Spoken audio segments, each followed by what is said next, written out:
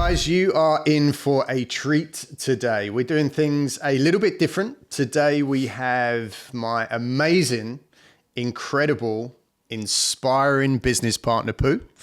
Thank you. In the studio. And we just thought we'd do a bit of a casual back and forth. We're going to talk about multiple things. So we're going to talk about Pooh's story, where he came from, the bit in between to where he is today, or where we are today in our own business. We'll talk about serviced accommodation as a whole, how we feel the business is doing in today's current market, where we think it's going, and try to put to bed maybe some of the myths around the future of serviced accommodation.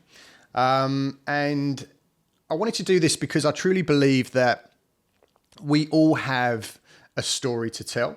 We all have inspiring experiences inside of us that maybe we don't think of being of value until someone kind of probes or asks us to kind of tell these stories, right? And I've noticed this, Pooh, over the podcast episodes that I've been doing. Some of the feedback that comes out of it after is that all of the guests, once I've reflected to them their story, they're actually buoyed up and lifted up, and they're actually sitting back and going, damn, I've actually done some pretty cool stuff. Yeah. So, and I know that, obviously we work closely together in our own business. I wouldn't want to be with anybody else on this journey. And I know that you've got some inspiring nuggets that have happened in your life that I think people need to hear. So thanks for coming on. Thank you. Thanks for having me again. So. Yeah, no worries. How you doing? You're a bit tired today, right?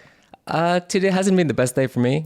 Late night I had about 4.5 hours of sleep last night because, I've been looking up my little one, and she wasn't too well. So we never know what's around the next corner all the time.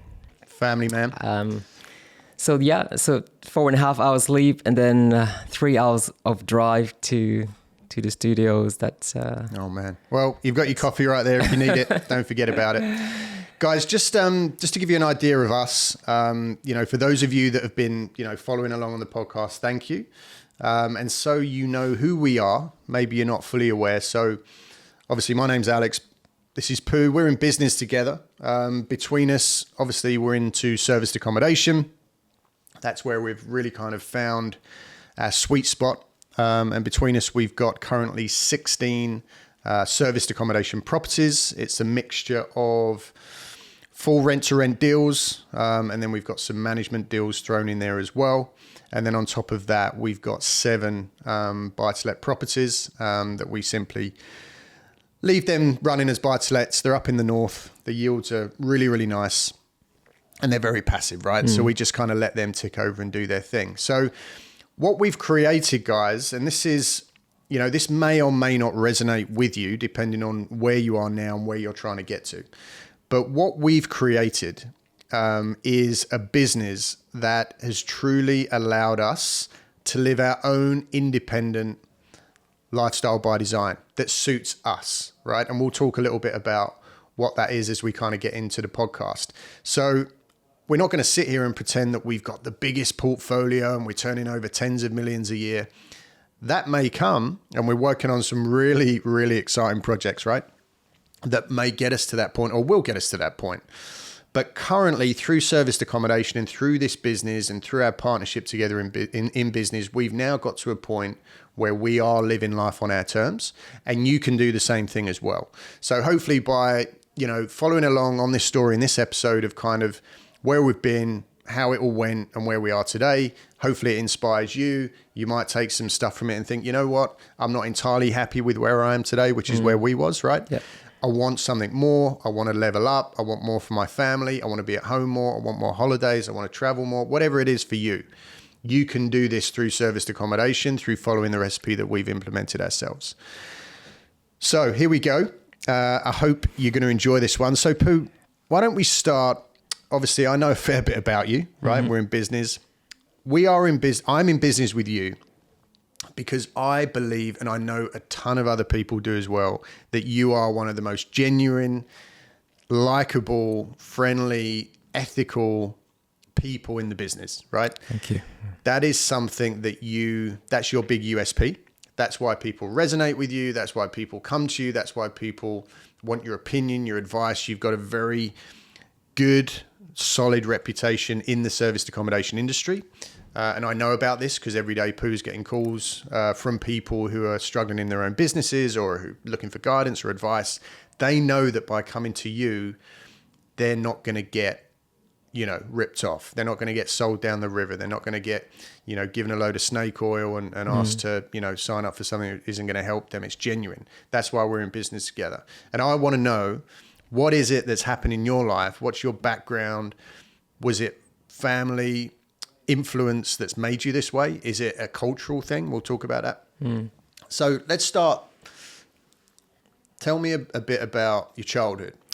Yeah, so the first half of my life, let's say, when I was up to 16, I was brought up in Bangkok, in Thailand. My family are very well supported in every sense. I find that the biggest solid foundation of like anything in life is to have plenty of love coming from home. Mm-hmm. And that kind of builds you with a massive, solid foundation that you can go forward in the future. Yes, education is important. And as, the Asian, you can say it's like I'm a Chinese descent. The whole family is all about educations, When you say Chinese descent, just tell me a bit more about that. Yeah. So, I'm from Thailand originally, but I am, my forefathers are coming from mainland China. Okay. So, and of course you get a bit of mix there. Right. And it's a rag to riches story in my family background. He literally came with just a mat, from mainland China, and he built himself a massive empire for himself. Wow. He was the first generation. I am the fifth.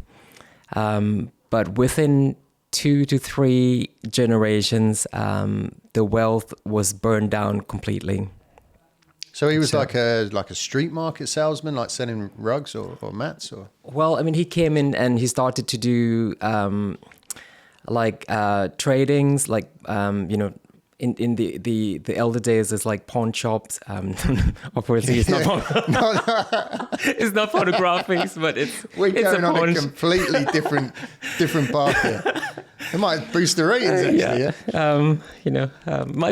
Might run in the family. Yeah. They don't call me PK for nothing, and no, I don't play football. So, so that was so he started to do that, start trade things with other people in the market in Bangkok, and started to grow and take over the business and becomes quite massive, especially and I think at some point we trade goals, we trade a lot of things. Wow.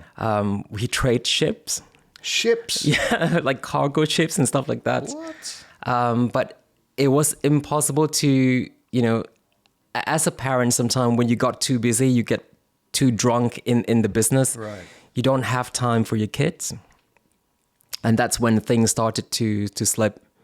Because now that, the next generation, if they're born with silver spoon, and then if your parents don't have time with you, right? What are you going to do with the money that you can have? Right. So at one point, I believe that my grandfather, he was like one of the wealthiest person in Thailand. In the whole of Thailand? Yeah, I think so too. Yeah. Damn. And he was spending crazy money. Like people were spending pennies. This guy's spending like, I don't know, 10,000 pounds at that time. So it's ridiculous. Like, how can you burn so much money in one single generation? But of course, someone with that much money without the financial educations, you're going to burn it all. You just spend, right? You can spend on anything. Right. You can spend on women, you can spend on drugs, you can spend on anything you come across. Yep. Well, that's why so many of the lottery winners, right? They end up in rehab, they end up, suicide, all kinds of crazy stuff. Yep. And the thing is, my dad, who I, completely like idolize him. You know, he's my go-to. Hero, right? He's my hero. He's my go-to person. Kind of picked up everything from the beginning again, and then built a solid foundation for me to be able to come out and, you know, to go a bit further than. So what was your father's business in Thailand? So he doesn't have a business. So he's a managing director of one of the largest whiskey companies in Thailand, the Singha beer. Okay. So at I've one done point, my time in Thailand. I know all about the Singhas and the Changs Singha beer and the was, Samsungs. and I think, you know, Singha beer tastes great. You know, I'm not gonna promote too much, but it tastes great, but it gives you with a bad headaches afterwards. It does. And then, but how can they keep the market when they've got another kind of beer, right? Which is a Chang beer, it's an elephant beer, the brand. Yeah. And then they come in, you can buy 3 elephant beers for one price of Singha beer. So I think that elephant brand just took over a massive chunk of the market sector there. So Wow. yeah, but at one point he was managing director of the one of the wine and whiskeys, export side of the business. He was a great guy. I learned so much from him. And I think the most beautiful thing about my dad is he spent a lot of time with me. It doesn't matter how busy he was in the day with his work, you know, how much stress he had, you know, with the day, with everything itself. I've never been exposed to any kind of stress from him, you know, because he took everything for himself, and bless him, you know, bless his heart. He took everything on by himself, but then that wasn't good for him either. Right. You know, because sometimes it's when you took it on too much, you're like, my dad is like a Superman. So he's a one-man band person. And of course he's been in the, you know, so he was really, really busy, but he still make time to be with me. Like we've done so much like training together, swimming, martial arts, you know, he's always there. Like if he didn't do it, he would sit there with me for the whole 2 hours for the past, well, I mean, since I was, you know, 6 until 15. That's a very rare trait, I would say, because like you just said, so many people, it's normally one or the other, right? If they're busy, you know, making the money, providing a really good income, normally that comes at a sacrifice. Yes. They're not there. They're missing, they're vacant, and then they're missing out on the childhood. So that's pretty amazing. So what was the drive then to move to the UK? You moved here when you was what? 15, 16, yeah. Okay. So so that time I love playing football. You know, I love Roberto Baggio. He's my idol, and he's from AC Milan at that time. I didn't know you was a big football fan. And I was, yeah. And then my dad just said to me, like, you know what, you could be playing for Liverpool. You know, if you try hard. I said, you know what, Dad, I'm going to give that a go. Yeah, I like the idea. So I came over to Melbourne to study when I was 16, to the boarding school, which looking back, it was, you know, must have cost him an arm and a leg to keep supporting me for that. And I had the best time of my life in the boarding school. Did you learn anything? Not so much. But I had the best time of my life there. You know, was it mixed or was it boys? It's a co-ed school, yeah. So I had the I can't say too much. My wife might be listening. So. Sorry, Tina. Yeah, but it's it's the best experience that like parents can give to me, because I was able to grow as a person, and to be able to kind of stand for myself as well. And that was. And was that a scary thing to move? Like presumably, did you have English? You was fluent in English? No, so I came here without speaking. Well, I learned some, you know, bits and pieces before, but I couldn't speak because we don't speak English in Thailand. So. Oh, you don't? There's no English in the school. We get taught in school. You know, it's like you learn Spanish here, right? But then you don't really speak Spanish. So until you get to unless you want to go and study it further, and take it into.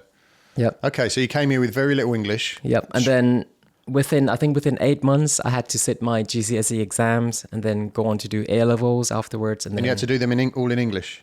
Yes. Yep. Wow. So that was a big jump, but I believe, you know, all the kids, you know, we are very easy to adapt. Sometimes the parents are the one that think too much. You know, so the parents are the one that keep thinking, are they going to be okay? Is this going to happen? Is that going to happen? It's true. Kids are very, very malleable, very flexible. Yep. I mean, I take a look at my kids now, and they're like a sponge, you know. Whatever you throw at them, they just absorb, and then it's totally amazing. And then you become an adult, and then you got a head like a frigging rock. Like mine, I've been trying to learn Spanish for 5 years, and it's just like dong dong. Yeah. Nothing goes in. But I think that the interesting thing was that, you know, I've never been exposed in terms of the business side. So my dad was a managing director of the company, but it wasn't his own business. So we are still like, I was still molded in the sense that, you know, I need to go find, I need to get really, really good educations. I need to find good jobs. I need to become, you know, like a managing director or CEO of a company, and earn, you know, good living for that. And then that's it. And that's the script that I've been taught to do. That's really interesting, and I think that's obviously kind of naturally leads quite nicely into you know the next part here. So you was literally given a script, and we've spoken about this, and I've done endless videos about this. You know, I'm not, obviously your parents are fantastic people, and they did a great job with whatever they did. And maybe they're not the best example, but there are examples of other people, parents and grandparents, who didn't achieve anywhere near, right, their biggest dreams, their aspirations, their visions, their desires, with the way that their life went, right? They've got older, and now they're looking back with hindsight, reflecting, thinking, I didn't do this, didn't do enough of that, shouldn't have done that, should have done this. But then they still turn around and tell their kids or their grandkids to follow in their footsteps, for the most part, right? And do the same thing. Go to school, go to university, get a job, which is kind of what you was told to do, right? And that's what happened, isn't it? Yeah. But I think that the hardest thing as well is that, you know, you like, because they don't know anything outside their script. Yep. So they're in the fish tank. They're just like, it's hard for them to be able to break away from that, or you know, to jump. And I think because we are all super busy in our life, you know, I mean, growing up, and then, you know, you started to have more responsibilities, and you know, your life is just consumed within that circles. Yeah. It's like passing the baton in a relay race. Yeah. And then you don't have enough time to look around for anything else, you know, until shit happens, right? Until like something that's really going down, that's going to change your life massively happens. And that's when you would take a deep breath and like, where's my medicine? Yeah.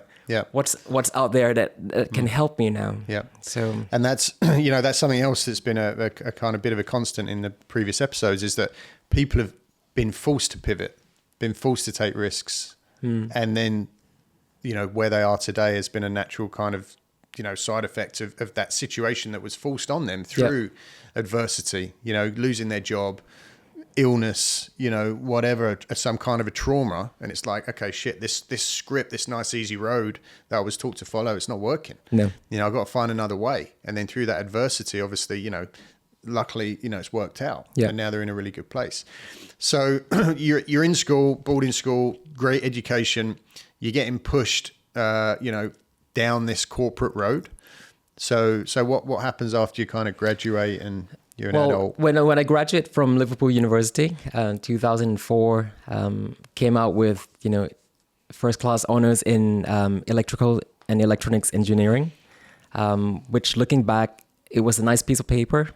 But in all honesty, I didn't know anything. Just saying that you got honors in electrical engineering makes my brain hurt. Yeah, mine too. So the thing is, you know, we spent, I don't know how many days and months learning about stuff that we never ever use them. You know, why do we always have to go through this, say, mathematics class? You know, learning all the calculus, all the integrations, blah, blah, blah, when all I use is plus, minus, divide, and what's the other one? You've never used Pythagoras theorem? What the hell, where you been? Come on, man. I use it every day. And this is something as well that I find hard to believe that, a lot of people are forcing the kids to do math like extremely fast in their head. Especially Asian kids, Chinese kids or Indian kids, they have like different ways to do mathematics in their head, which I think is fabulous. But what is it going to be for? I think it's great that if you can do basic mathematics and you understand, how to work things out, that you do it correctly, I think that's fine. You've got calculators, you can use them. But I think what's more important is what the numbers are telling you is more important than how to do them quickly. Yeah, I mean, we could do a whole episode on this, right? Yeah. I believe everyone's going to have their opinion. I believe that the education system in this country and across the world is flawed beyond belief, right? Kids are still getting taught the same things now as they were 50 years ago, completely frigging irrelevant. And so you got kids who are leaving school that now can do, like you said, quick math in their head. They know, Pythagoras theorem. They know advanced algebra, but they don't know what a frigging credit card is. They don't know what cash flow is. They don't know what debt is. They don't know any real life things. And I believe, without going down a rabbit hole here, that it's because they don't want you to know too much. No. They don't want you to be too educated, too money smart, because they want you to stay part of the matrix, right? Yeah, otherwise the whole country can't run. Yeah, you've got to be part of the machine. You've got to be just dumb enough to be kept under control, right? So anyway, we're going off subject. That's for another episode. But so where do you end up with this incredible piece of paper and all these brains? Which way did you go? So I dig myself a deeper hole. From that, so I came out with... You mean you didn't make millions and find financial freedom after all this hard work? I wish I had. But then, what I dig myself the deep hole was that, so I had an argument with my dad. Not quite an argument, but just a bit of a banter with my dad. I can't imagine you ever having an argument. Yeah, because my dad said, no, you have to go one step further. So you can't just stop at your master degrees. You're going to have to go a bit deeper with the PhD level. I didn't know what it was for. But that time there was this grant available, and I said, could I do that one? And the professor came back, said, yes, you could. So we got you this grant. Would you like to do it another 4 years? And I just signed my life away for that. Yeah. So I did a blue sky research. We call it blue sky because everything is endless. Everything is open, and the possibilities are open. But in the end, it's all about securing more grants, more money, more fundings. So everyone can keep taking on that piece of pie and just live on. So in the end, it's always come back about money. Right. But it's just different ways of trying to find the monies in their own ways. And for the academiers, yes, there are people who are, making a real difference and make the massive breakthrough, and all kudos to them. But what I was doing wasn't that kind of research. It was great, but it wasn't making real impacts in real life to other people. And that's where I got the edge, to the point that I want to be doing something that makes a difference to other people. So I left the industry, the academia, and I joined oil and gas industry because my good friend Alex Cole, he was in the game beforehand. He said, Pooh, why didn't you come out from, because we were in the same university. Mm-hmm. And he joined oil and gas industry. He said, we could be making some good money in that case. We take on the oil and gas job. We could be working on the rigs, and at that time when you're still young, it sounds exciting. Sure. Like, man, I get to fly off to this offshore platform. You get to see the sharks. Whatever that could be, it excites you. You get to travel around the world and living the expat life. Yeah. Man, by 2023. Pretty exciting for me. I want to get out there. And no doubt making pretty good money, right? Yeah, yep. And then I got myself into that industries, and it was good to the certain degrees. I mean, I learned, and again, I mean, I had to work myself to become something else that I wasn't, because I knew nothing about control and instrumentations. I had to start from scratch again, but it's almost like I had to bluff my way through. And then I got to become a chartered engineer, and I became, it took me 4 years to become a chartered engineer, which is one of the highest qualifications for a chartership in the UK, for becoming an engineer. But deep down inside, I still feel really hollow. It's like I know when I take a look at someone else, let's say, you know, a much less qualified person, let's say, you know, for technicians, I couldn't look him in the eye and said I knew that stuff, you know, because if he had said something to me, I would be like, I haven't got a clue. When they sent me to site, you know, I went with my steel cap boots. And a lot of time when we were doing the testing, you know, what I did, I kick it a few times, you know, just kick it. Yeah, it works. So that's because you basically skipped that part of the process. It's not skipping the part of the process, but you have been kind of trained in a different route. Yeah. So if you are apprentices, if you are, you know, taking a more of like a technical hands-on route, you know, you don't get exposure with all the glamour, you know, the glamour, the blings and stuff, like the unicorn, the rainbows. Yeah. Again, that was in every industry that has, but they get exposed to the real world stuff, and those are the people that should be, you know, to be promoted more. Because they are the one that they're like the front soldiers, you know, doing all the work, making the difference. They understand the thing inside out. Yeah. And then you get this guy come up in suits. It's funny how that works. Yeah. That's the same in most industries, you know. And I guess, you know, I don't know. I'm trying to think of like another way that it could work. I mean, I can kind of relay it to when I was in the same industry, actually, where I was in oil and gas, living in Australia, working on the big, massive construction sites, doing all the pipe work for all the offshore gas. And, you know, we'd have the same guys, you know, you'd be on the site, incredibly, you know, talented guys, you know, hands-on, could build anything from scratch. But then you'd have the guy that would turn up with the tire, you know, and a clipboard, and, you know, they're basically running the show. Yep.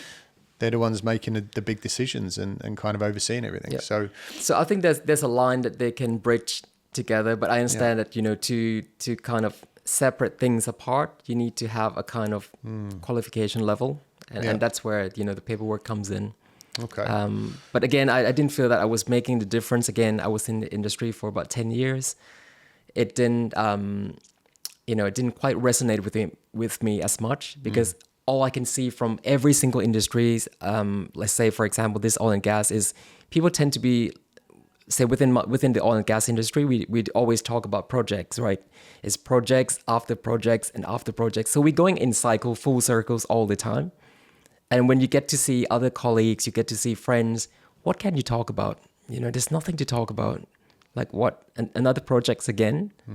You know, how sad that can be, because when things are going down, when the ship is going down, that's when, you know, the bad things start to happen.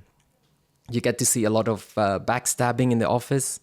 You get to see a lot of, you know, like the reality kicks back in now. I used to think like that I was a good asset in the company. That's what I keep telling myself, that they would never, ever gonna sack me at all, because I am the best at what I do. That's what I keep lying to myself. You know, they're never gonna kick me out. But at the same time, when I look at my own salary, it's like, man, I am so cheap. I am. Sound like the perfect employee. Yeah, I am the perfect employee. I work so hard. I am one of the cheapest engineer that you could hire. And why is that? And at the end of the month, I was always broke.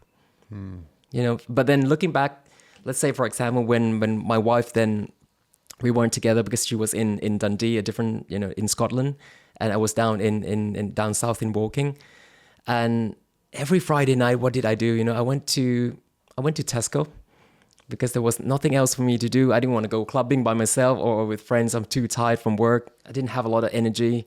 You know, I did my workout during lunch. So what would I do in the evening times? I want to play games. I want to, you know, but there's nothing else to do. So I need to spend money, right? So I go and buy some stuff, buy some PlayStation games, which I didn't even care to play, but I just want to spend money. So that time, I think my financial mindset was so poor to the point that it keeps driving me down the route where I constantly becoming broke every single month. Yeah, becoming part of the cycle. Yeah. Earn, spend, consume. Earn, spend. Yeah. And then looking back, I never had any kind of savings because something always happened. You know, things break, car breaks. whatever, I know rent is taking 2/3 of the of the income. So so that time was a real struggle, and we the industry where like it went through a massive downturn in 2015, and that's when things changed, because I said, you know what, I had my moment, things need to change. So, I mean, obviously, if we go through each of our lives in, full detail, this will, turn into a very long episode. Yeah. So let's fast forward as much as I'd like to, but let's fast forward to where we are today. Yep. And let's talk about the contrast, right, between how you was feeling then and where we are both today. Because I don't know about you guys out there listening or watching this, but for me, and I don't really know where it comes from. I mean, obviously now, reflecting back on the last, 5 years or so of educating myself, reading, listening to podcasts, being inspired by other people, consuming content that really serves me, I now know and have this real kind of bee in my bonnet about this whole money for time exchange thing, right? The bullshit, the broken way that we are kind of brought up and taught to, give the best physical years of our life, mentally and physical, to this job, to earn money, to then put into the machine, to turn the gears of government and economies, and we're just like these little puppets down here. And then, I said about it on the last podcast, it's like, okay, if we're lucky and we get to 65, if we're lucky and we can retire, then most people still can't, because they're in huge debt, and they haven't saved or invested or whatever, so they can't even retire. But if you can, most of us are then too unwell physically or mentally to enjoy any of the fruits of our labor, right? So I think we're both there with the whole realization that this money for time exchange thing, you physically got to be somewhere in order to get these little made up bits of paper, right? Yep. That literally just get printed from a machine. And that is what you exchange in your finite time, your one-off opportunity on this earth to be experience and travel and, make these memories. That's what you're exchanging it for. So did you realize that, like, now that obviously we're in, the business together and we've got our time back and everything's kind of systemized and automated and we've got the lives that we now want, tell me about that contrast, the difference of where you was and where you are now. I think massively, because I think the first thing is I never knew that. I always keep telling myself that, I've been a student all my life and I hated to study. I hated to learn. I think ever since we came into to our own business and to do our things, I've never been more excited to learn.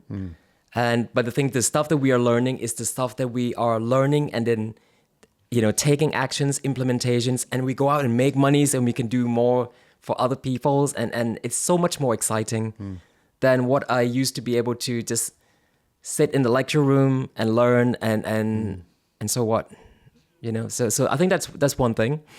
In terms of the quality of life, financial stress is a lot less.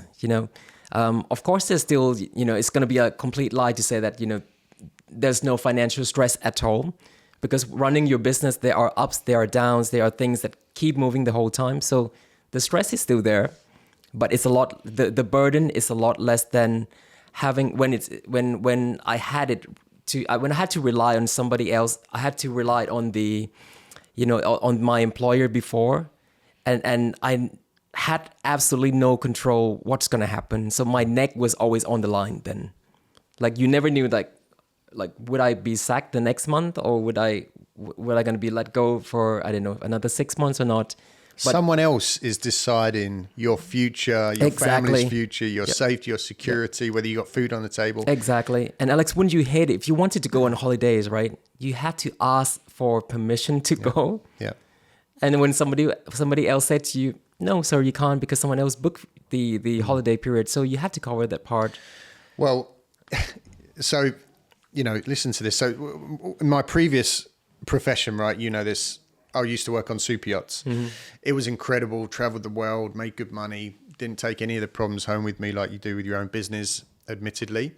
But like you just said, it was this thing that I was missing my family's birthdays. I was missing Christmases. I was missing friends' weddings. I was missing these big events, because as great as that was, and I think this is, for those of you who are listening and watching this, and maybe you might feel the same, you might be in a good job or a good career where you are making good money and you're not really that stressed, and that's great, but you're still not in control of your time, right? And that's the biggest thing. And I remember I used to go to my, there'd be an event coming up in maybe 3 months' time, and I'd say, look, is it okay if I could get a few days off here? It's a wedding, it's a birthday, it's something that really means a lot to me, right? Big event in my life. Then it would be, scheduling and looking at calendars and moving things around. We've got to get cover and da-da-da-da-da. Okay, you can go. And then I can't tell you the amount of times, because that business is so it's all over the place, right? Yeah. The boss says he's flying in, out the blue, everything changes. The amount of times I get a few days before I'm about to get on that flight, and then my boss would say, Alex, I'm sorry, but you can't go. And I'd have to pick up the phone and make that phone call and say, I'm sorry, I'm not going to be there, and listen to that person, whoever it is, whatever the situation was. And that was the moment for me where I'm like, no, I want to be in control. I want to be making my own decisions. I want to be choosing where I want to be, with who, doing what. Yep. And I need to find a way of making it happen. I had exactly the same, same event that happened to me. I was supposed to be going to my friend's wedding, and because of work, I had to turn it down. And I could not leave that day to go to my friend's wedding. And that was pretty hard hit for me. That's one of the lifetime event that could not be missed, and I did miss it, So tell me about today. Tell me about, your day-to-day life. We're in the business. We're, like I said at the beginning, admittedly, we haven't built this huge monster machine. We could have. Yep. But we chose not to, because what we wanted from serviced accommodation was to get our time back, not to create another all-consuming monster business that would have created more stress, more debt, more overheads, right? We wanted to get away from that. So tell me about your day-to-day life now. So my day-to-day life at the moment, I am changing nappies all day long. So I'm still, I spend most of my time with my kids, with my wife. So my wife, she's on leave at the moment, maternity leave, and we spend a lot of time with the kids together.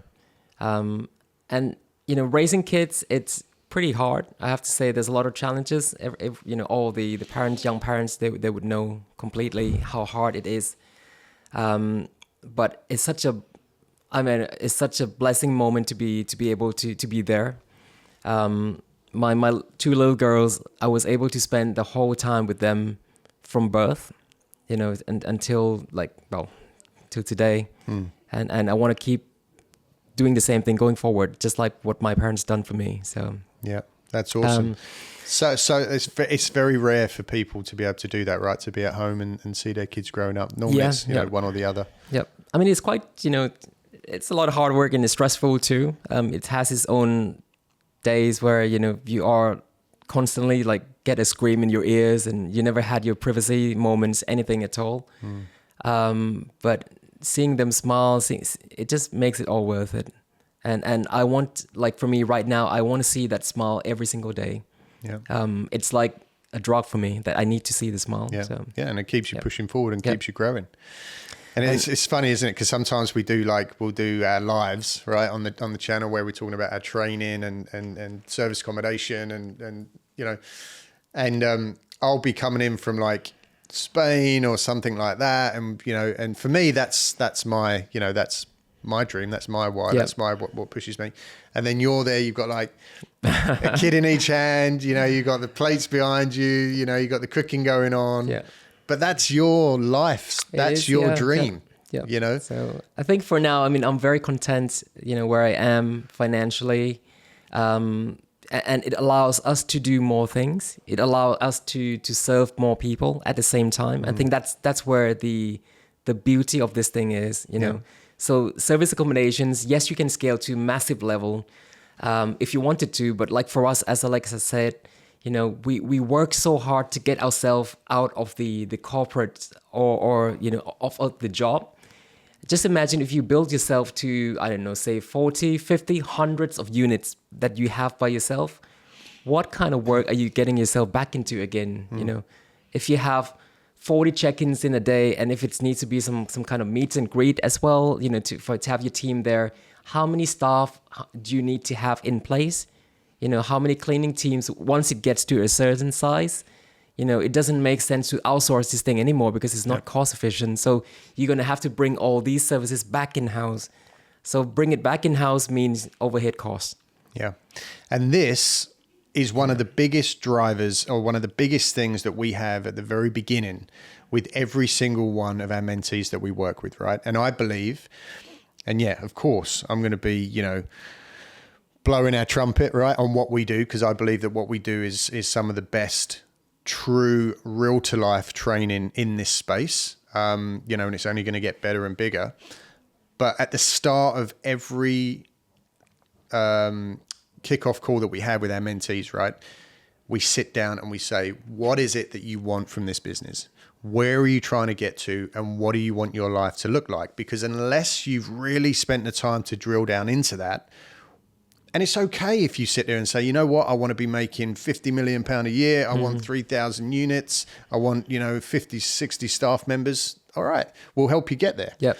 But what we're finding is that when we have this in-depth call with the guys that we're working with, right, and we sit down and we dig into it, okay, where are you trying to get to? What do you want it to look like? What's your ideal life? All of a sudden they sit back and realize that, shit, I didn't need that much. I only need like 5 or 10 units to get to where I want to get to. Yes. Yep. So I think that's where, you know, when we're talking about this, you know, £10,000, 10 houses, you know, everyone's been through this training course, training events, seminars, you know, over the weekends, and they've all listened to somebody else, and basically they just regurgitate the whole thing out. Yeah, and said, I want 10 properties. Why 10 properties? I want £10,000. Why £10,000? You know, was does that relate to?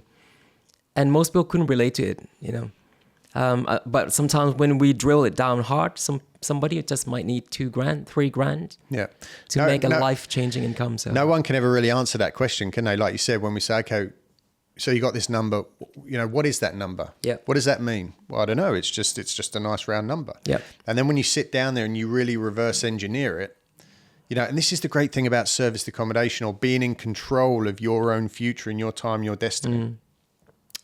You can literally say, you could start your serviced accommodation business, right, on the side, alongside your full-time job. Very, very, very doable, and probably the smartest way to do it in the beginning. But then once you're out of your job, which can truly realistically happen in 6 months, right, you can easily replace your income through serviced accommodation if it's done right and you're working with the right people and you're following the right recipes. Then when you get to that point, you can sit back and you can go, okay, I'm now consistently and reliably making X. That's great. I've now ticked the boxes that I needed to tick in order to be financially secure, to have all my outgoings covered and the extra bit on top that I need for the fun stuff. And then you can say, you know what? Now I want a little bit more, right? And you're in control to turn on the tap a little bit more and say, I want the extra holiday, or I want the holiday home, or I want the second car. And you can go out and you can choose to scale. Correct. Because you're in control. Yep. And that's the greatest thing about this business. Yep. So when I was in a job before, and, you know, we made some sales of the properties, and you know what I did the first thing? I went to buy myself a new car. The Tesla? No. That was a long time ago. Oh, okay. So I went to buy myself a Beamer, a BMW, 2-seaters. I didn't think about it. You know, I thought it was cool to be an engineer, to have a cool car. But that was the lack of, you know, knowing the financials educations. But now if I want something, right, what do? We go and find a new house first. We go and find how, if you want something, so you live within your core, your means, but we just keep expanding, pushing, making it bigger. And now if you want to, let's say, for example, if I need to fund for more educations, for this, for new, this, do that, well, we go and find more units, how to make more money first, and get those to fund the other stuff that for your lifestyle. So. And I think one of the biggest things that we do, which I love, and what we teach our mentees is, you don't even necessarily, you can do that if you want. You can go out and you can take on another couple of properties, a few more management deals. But then, of course, there's all of the other, on the periphery of service accommodation, all of these additional income streams, right? Like, what was it the other week? What did we do in that 2 weeks in commission sales for December?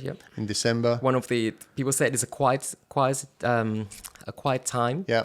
But we made what, $8,000 from sales of commissions alone. Just in commission 15% bookings plus VAT commissions alone. So when you're out there and you filled your own properties, right? That's taken care of. Put that to the side. But then when people are coming to you and saying, you know, Alex and Pooh, have you got properties for this? Well, no, we don't. But we do. We always say yes. We say yes. We can find that. We can accommodate that. And then we'll go to work with our sales team, find those properties, right? Secure those bookings. Then you just sit back and you take your 15% plus VAT. And then you're making thousands in additional income without any of the potential liabilities of taking on more property. So there's so many ways to skin a cat, you know, to make money in the game. But again, you know, you don't know what you don't know, right? So unless you come into the space and you come to explore, you find out a bit more. That's where the magic would happen. It really is. And something else that I like that we do is, you know, without keep going on about us like we're the greatest thing, but I think we are, is a lot of the people that we work with, right? They might come to us with, kind of because of the training courses and everything that you were just talking about, with these big grand ideas, or maybe they've scaled too quickly, right? Because properties have been offered and it looks great on the social media, right? The key shots. It's great to be able to take those businesses like we're doing that aren't performing, where people are in trouble, backs against the wall, money's pouring out, nothing's coming in. They haven't done all of the groundwork at the beginning, all of the analysis, all of the, you know, deep diving stuff that we do with the spreadsheets, reverse engineering everything, looking at the floor rate plans, working out all of the numbers, taking that, dissecting it, breaking it all back down, and then rebuilding it back up from the beginning in the right way, right? And then being able to help people and help them with their businesses and kind of get them back on track with a real clear vision of where they're trying to go and the vehicle that they're going to use to get there, right? And that's why personally I love now the fact that we've got our business to a place where it's right where we want it to be, right? It's reliably, consistently performing month on month. And now we can pivot a little bit and we can start to help people that either want to get started, want to get their existing business back on track, or even to take their successful business and scale with systems. I mean, this is something that, you know, we always emphasize to other people, is that it's not about how much money you make, but it's how much money you keep in the end. So you can make £1 million revenue turnover, but if you're losing 90% of it, you know, you don't have anything left that much anyway. So I think what we're trying to do is we keep our portfolio to a certain size, let's say 20 properties maximum. We would start to, yes, we're still in development phases where we're going to pursue more development and slowly replace all the rent model with the buy development part. But at the same time, you know, we still do management on that. But it's all about maximizing the profits, keeping the team to the certain size, to the certain, like, let's say, you know, within 5 or 6 people, you can manage the entire portfolio without us. It doesn't have to be staff on the ground. It can be remote. It can be, you know, we can do a lot of things with that, but we need people, we need a team to run, so we don't have to be inside the business. And what would you say to someone who's maybe listening or watching this, who's thinking, well, you know what, that sounds incredible, but you know, I'm an employee, I don't know much about business or anything about business. You know, I wouldn't really know where to start. What would your advice be? I would say 100%, because I mean, this is something that I experienced myself and I can resonate with that very strongly. It's, you have to educate yourself. You have to, you know, work with somebody who are maybe slightly in front of you. Maybe, you know, then they don't have to be light years ahead of you. They want to be relatable. Yeah. If you see a guy like coming up from the jet, right? How am I going to relate to that? How am I going to get to that jet? You know, sometimes it's quite a far fetch. And funny enough, do you even want that jet in the first place? Yeah. Funny enough, I had a conversation with the one of the leads the other day, and this person said to me that, oh, I can't relate to that celebrity trainers. You know, are they going to be quite reachable? But they're still people in the end. But people have a different perception now that if they are seeing somebody else who become a gurus and, you know, and they're like, oh, can I actually talk to them? You know, which is completely rubbish. Am I ever able to pick up the phone? And call them, like, are they gonna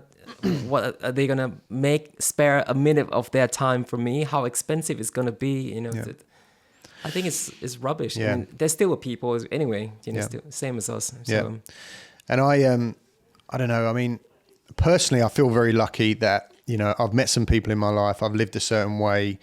I've traveled a lot, and I've met people who have been very successful in a financial sense. Yep. But they have, you know, chosen to use that wealth for, you know, travel and experiences and memories and stuff like that. So it's kind of changed for me personally, like where I'm trying to get to and what I'm trying to achieve and what true wealth looks for me. I mean, true wealth for me is freedom. It's health. It's experiences. It's being able to spend time with family and go to these, you know, these important events when you need to. You know, that's for me. It beats cars and watches and houses all day long, because that stuff for me, it's just headaches. It's stress, it's problems. Materialistic things bring problems. And, you know, a quick story, when I was living in Cayman, I think this was a bit of a pivoting point for me. I was living in Cayman. I was a diving instructor. This was going back maybe 15 years time of my life. And I was living in this huge mansion on the beach. I was living in one wing, and I was there to kind of oversee and look after the property. And it was owned by this guy called Peter Hall, and his beautiful wife, Paya. Paya lived there on the island year round. Peter traveled a lot for work. He was a, you know, high flying banker, big investment banker, very, very wealthy guy. And I'll always remember, very close to them. And he said to me that when he started making serious money, he started buying the Ferrari, the country manor, this and that.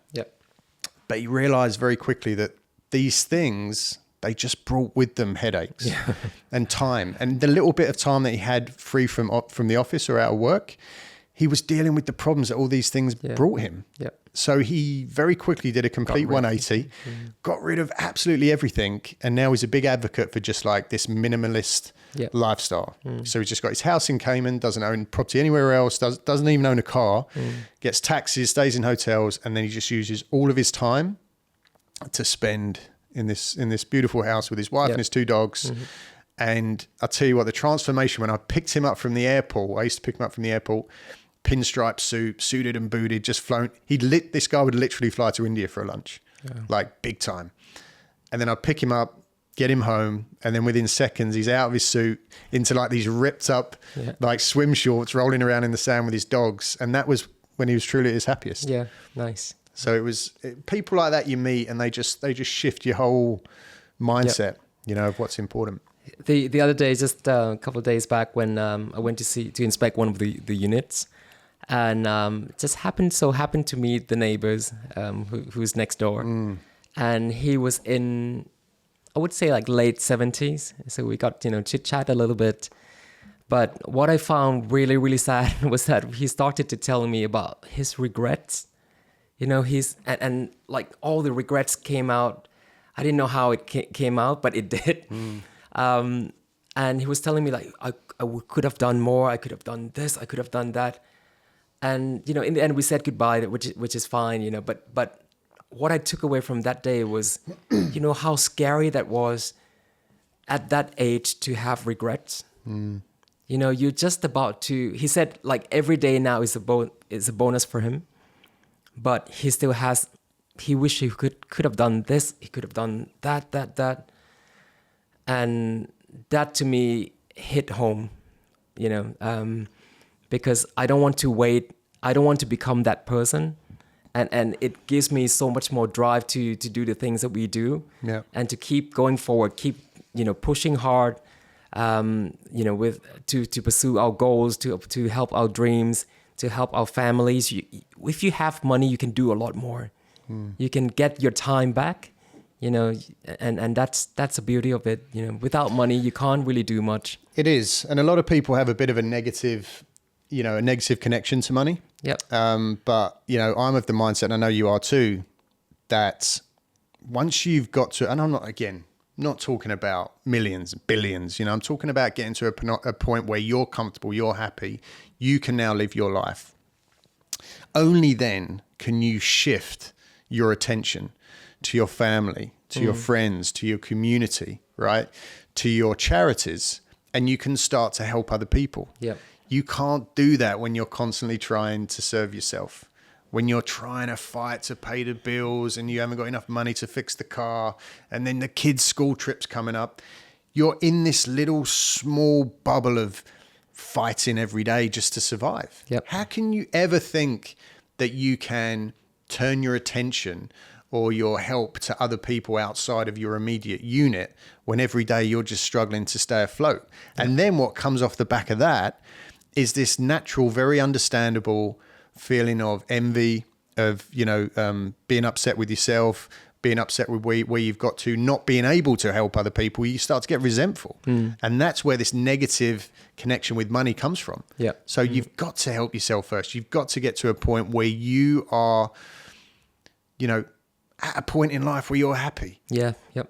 And I would tie that in with the business sense as well, because when we start or embark on this, to become entrepreneurships and then in this journey, and people weren't told about how to have the business mindset and how to run the business.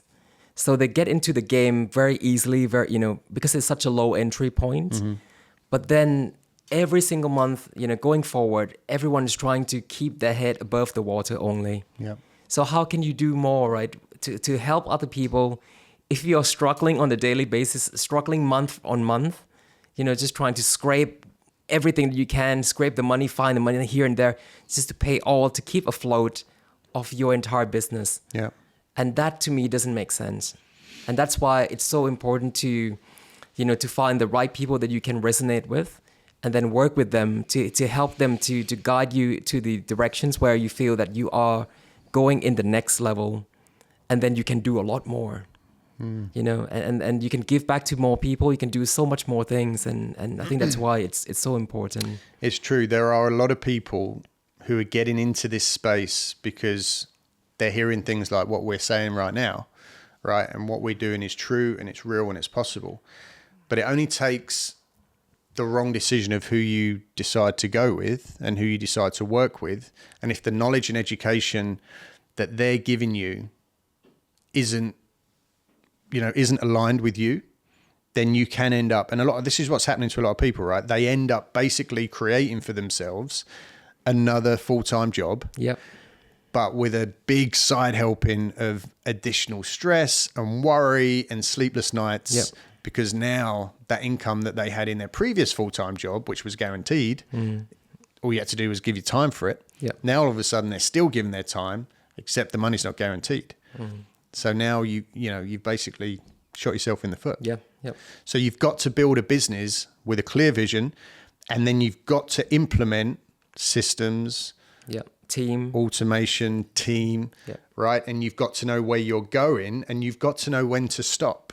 Exactly. When is enough, right? I've had conversations with people that have got 40, 50, 60 units. People who have got hundreds of units, but they're not necessarily making more money. No, because their overheads have grown tremendously. Now they need storage. Now they need all these new staff members. Now they need this and that and da-da-da. And all of a sudden it's like, okay, now I'm doing 100 times more work. There's 100 times more stress, but I'm not necessarily where I want to be. No, exactly. So what is it you want? What kind of a life do you want? What kind of a business do you want or need in order to give you that? The other thing is, people putting too much hope and expectations as well, that, they come into this service accommodation worlds, and the business space, and they hope that this will get them to where they want to be. But then suddenly they, like you said, they create a monster themselves that eat them away. And they can't sleep at night. And that's where things have to be done right. And it's not always easy in the game that you come in, you're going to make lots of money, then suddenly we're going down the get rich quick route again, and which is contradicting to what we're trying to do. So absolutely, there are very few things out there that can bring you, financial, success, give you your time back and all these things overnight. Yep. You know, short of winning the lottery or coming up with a world-changing product, you know, everything's going to take a bit of work at the beginning, right? And a lot of commitment and self-belief and confidence and drive and the work ethic to put in the hours in the evening instead of sitting on the couch watching Netflix. You're building your side hustle, right? And then within a few months, you're starting to think, okay, now I'm close to replacing my income. You know, and it's just like stepping stones. Yes, it is. You know, so it's possible. Absolutely, it's possible. And otherwise, we wouldn't be sitting here, right? We wouldn't be doing it, right? And our mentees wouldn't be well on their way. But it's all about doing it right from the beginning, understanding what's realistic, knowing where you're trying to get to. And like I said, if you want to get massive, that's fine, but it's going to take a lot more work to get there. So what is it that you want? So, I mean, it has to be a systematic way to scale the business. And that can be reassessed all the time, you know, so. And we're, you know, what we are about is building a business which is as passive as it can be. Right, with systems and teams. It's never going to be completely passive. If anybody tells you that in this business or pretty much any business, they're lying, right? You're always going to need to be overseeing things. But we are now in a position where I'm able to spend a huge chunk of the time outside the UK. Pooh's now at a place where he's spending every day at home with his family, doing exactly what he wants to do. And, you know, and then we're doing, what did we do last year? 700. 700K. 700 gross. That's good. That's good money, right? For a couple of guys that are living life on their terms. And we always talk about the net profit margins as well, you know, so everyone can talk about gross easily. You know, you can make 700Ks. How much do we keep? We retain about at least 30+%, you know, so it's pretty damn good for us. Yeah, exactly. And what's important is to keep pushing that profit margin up and up the whole time. So we're not looking to grow the portfolio bigger than our current size, but there are many channels that you can make money along the way. So, you know, that's 700Ks alone. But if you keep the cost if you can optimize the cost, plus you can have another ways to bring in more income into the business, that's where we're going to make the big wins. Yeah, absolutely. And that's, So. And like what we're doing right now, we've helped ourselves. We got ourselves to a position where we're now happy. Now we can start to shift our focus and we can start to hand over the blueprint, right, to the people that we're working with now and saying, look, follow these steps, follow these systems, follow this hustle, do what we ask you to do, be very prevalent in your social medias, do your networking, find your deals, have these conversations, use these contracts, do this marketing, you know, build these solid business fundamentals. If you do that, you will succeed. If you follow what we've done, you will succeed. But, you know, Alex, this is something that I personally didn't quite understand before, you know, because a lot of time when we went to a few trainings, you know, we'd look into this and that. And basically what we wanted to was just to replicate the model. Yes, we understand that, you know, the investing strategies, blah, blah, blah, but how to do it, right? And why do we have to keep guessing or coming up with our own ways of doing things? Well, how come there aren't available how come there isn't like a walkthrough, you know, a 101 step-by-step walkthrough and, you know, to follow? Why is it becoming quite a secret in many ways that, we can't tell you about this stuff because, that's our secret in the business. Bullshit, right? So, and that's why we took everything out from our brain, lay it out, and just said, forget about trying to come up with new things. Yes, there are ways that you can always improve the business all the time, but this is the basic 1 to 10. Just follow the damn steps, you know? And you get the same results. And then if you want to make it better, you can, of course. You know, we can always make things better. Yeah. So. And, you know, what we realized, and guys, one of the reasons why we went down this coaching road, yes, okay, we'd got our current service accommodation portfolio to a place where it's now systemized, everything's working nicely, it's consistently performing. Now we can switch our attention to other things. But we knew and we saw and we heard multiple times that from all of the existing courses and trainers and mentors and we joke about it, right? It's this steps 1 to 5 thing, right? They're teaching you how to find a property, how to make it look nice, how to then put it on Airbnb. And then that's where the support kind of drops off. And we were getting people coming to us saying, I've just invested X with this company. I've got to step 5. I'm now not getting bookings because I don't have the marketing knowledge. I haven't been taught that outside of the OTAs or the online travel agencies. And on top of that, I'm really lost when it comes to business. Yep. Completely overwhelmed, drowned in the business. Yep. How to run a business, right? So we took those 2 things and then we added that to steps 1 to 5 and then added additional bits on top of that. So now I think in our training program, we've got like 12 modules or something, right? 50 or 60 hours of personalized recorded content, which covers everything that runs alongside our hand-holding mentoring program. So that you have absolutely everything you need, not just how to find it, make it look nice and then put it on the OTAs, but how to build a business. Yeah. Because I think that was a gap that we saw, too many times that we hear people start up the business very easily, very quickly. Within a year, they went bust. Yeah. And the whole aim of doing this is to create, highly profitable, highly leveraged, and a lasting business to that you can sell in the future if you wanted to. Yeah. That's the name of the game, right? So yeah, absolutely. Yeah. And the best thing about it is that once you've got that knowledge and those systems, you can, as long as you know what you're doing and you've got people, a team, you can run this business anywhere. I was just in Cyprus. I did £10,000 worth in bookings in like 4 days. Yeah, amazing.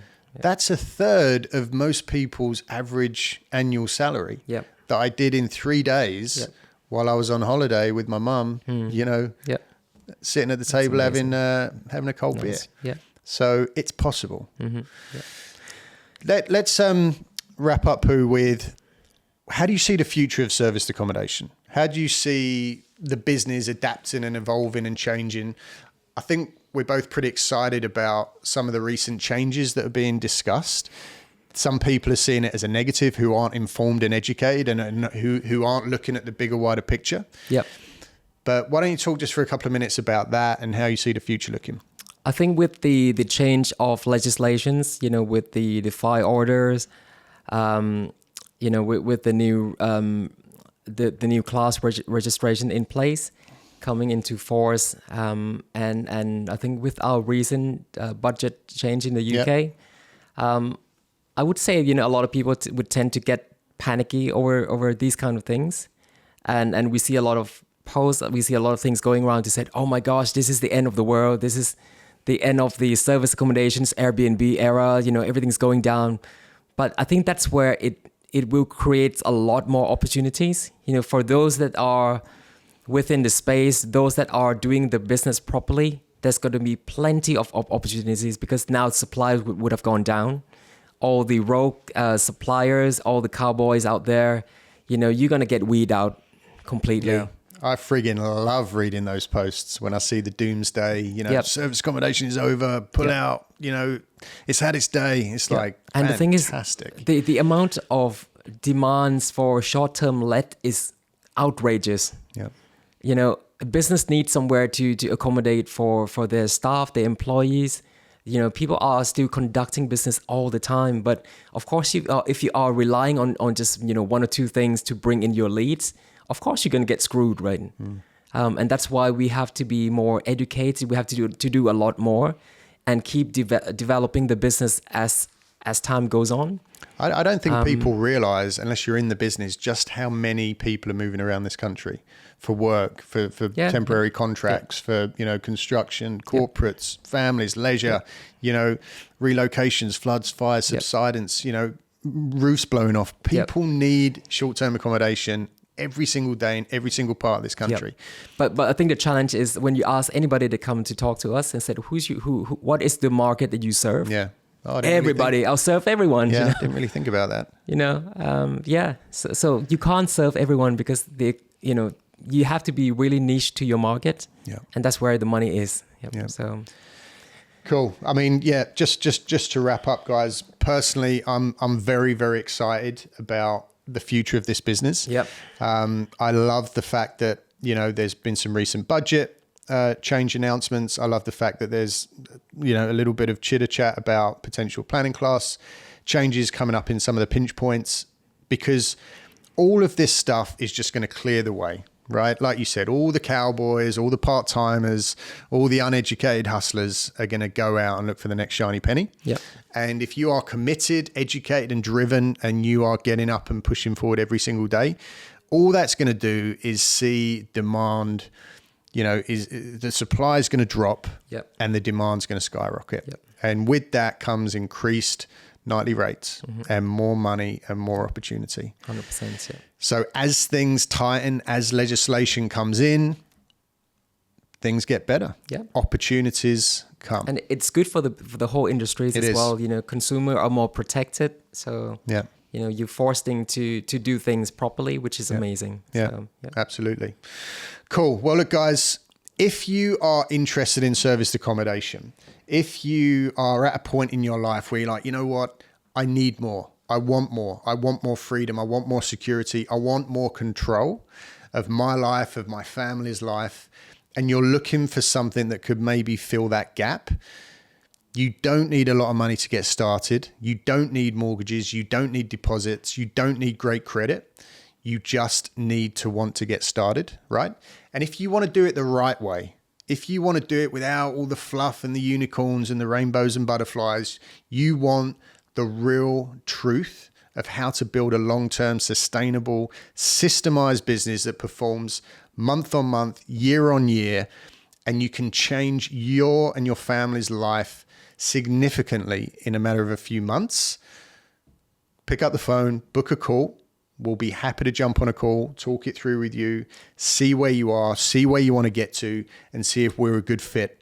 And we could potentially help you change your life, right? And make 2024 the best year of your life to date.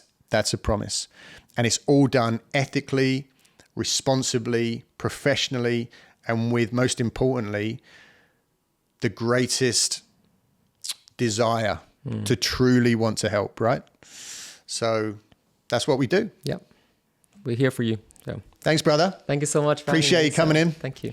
And thanks for listening, guys. We will see you on the next Airbnb Nomads podcast. Thanks for listening.